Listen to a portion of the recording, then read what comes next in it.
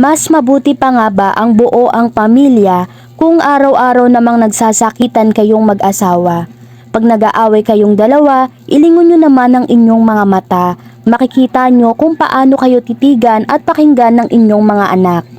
Bawat pananakit sa katawan at masasakit na salita, akala nyo ba sa inyo lang ito tumatama?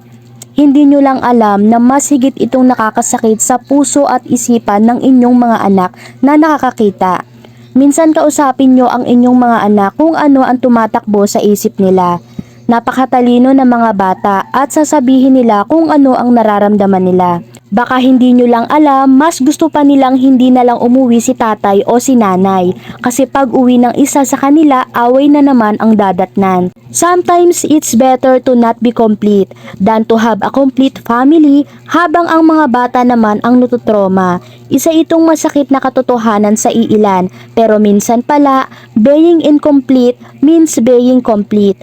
Minsan, ang pagkawala ng isang miyembro ng pamilya ay kaligtasan ng buong pamilya.